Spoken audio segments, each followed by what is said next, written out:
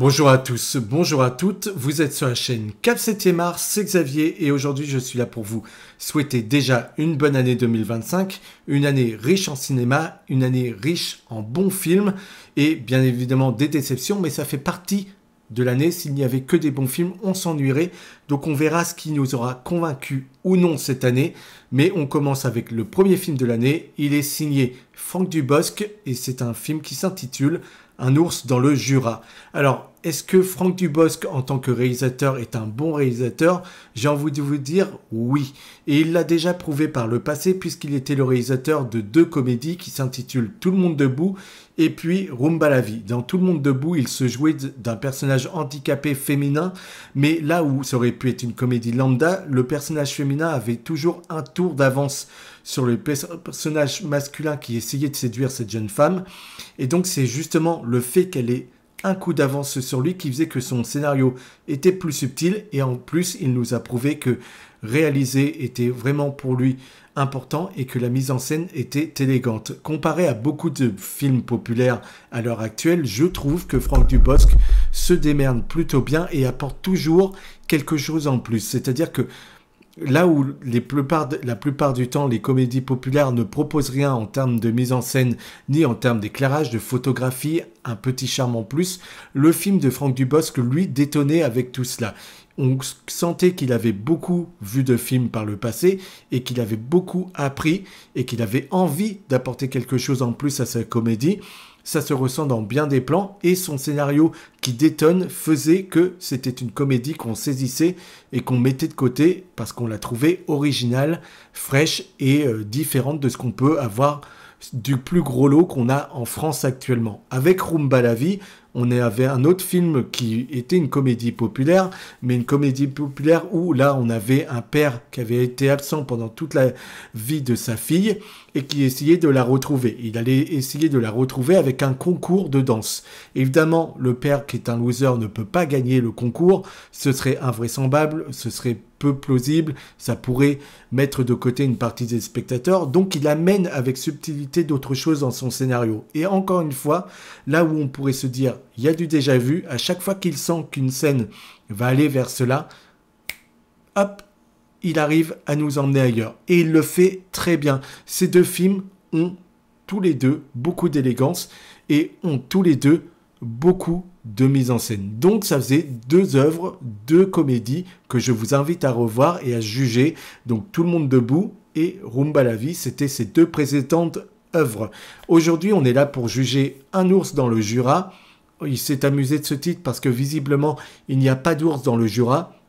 Et on va s'amuser à être dans une petite localité de montagne, un petit village de montagne, bien sous toute apparence, où le mal absolu va régner, puisqu'une enquête morbide et sordide va avoir lieu là-bas.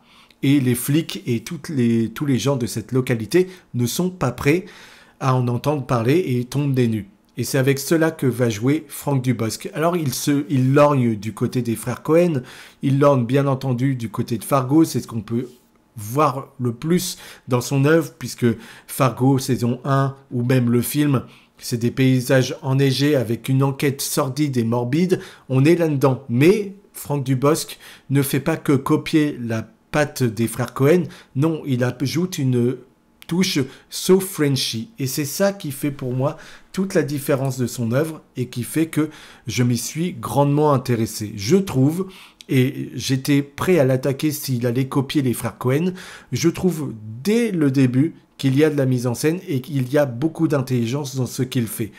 Pourquoi? Je vais vous le dire. Parce que dès son action, dès sa scène d'accident, il arrive à apporter quelque chose entre le hors-champ et le champ. Ce qu'on voit à l'écran et ce qu'il décide de ne pas nous montrer. Et ainsi, il est brutal, ainsi il est décisif et ainsi il nous plonge directement dans son univers.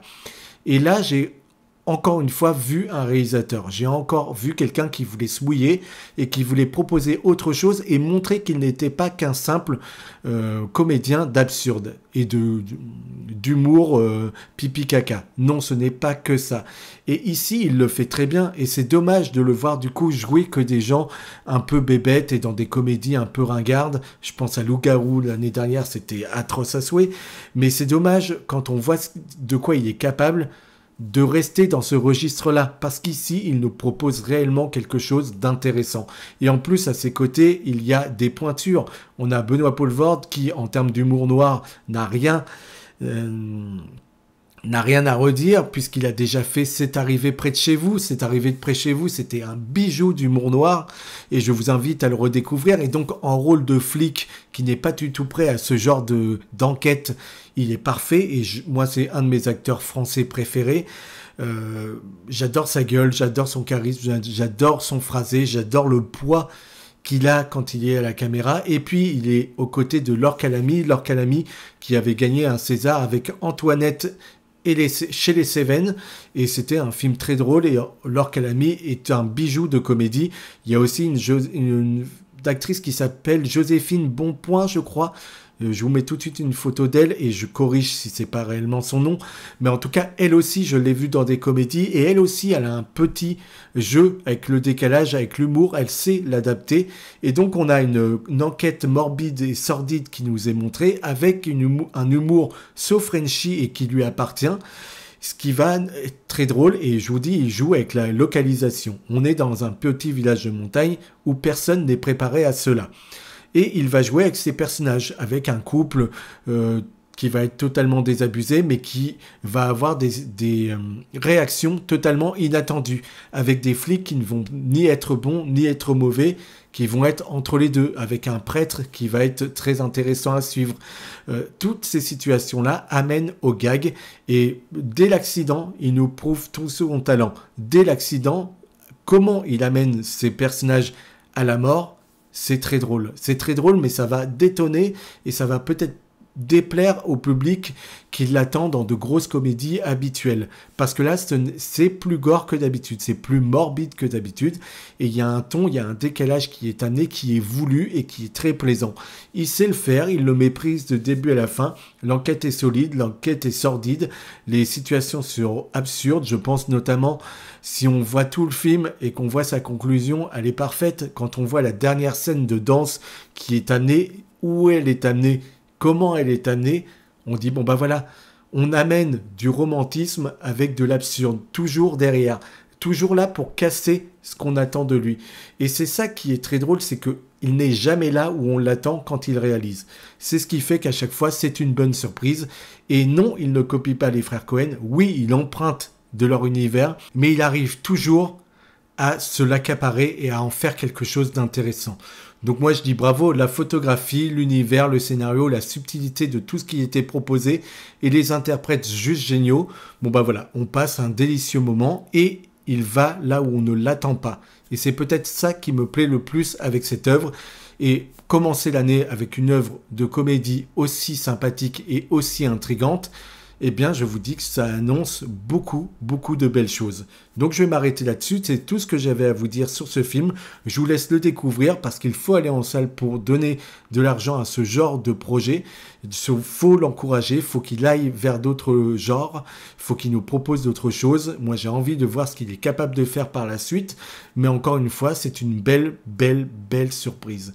Merci d'avoir été au bout de la vidéo. Vous pouvez liker, vous abonner, commenter, me faire part de vos retours. Et puis, bien entendu, on se retrouve très vite pour parler de cinéma comme toujours.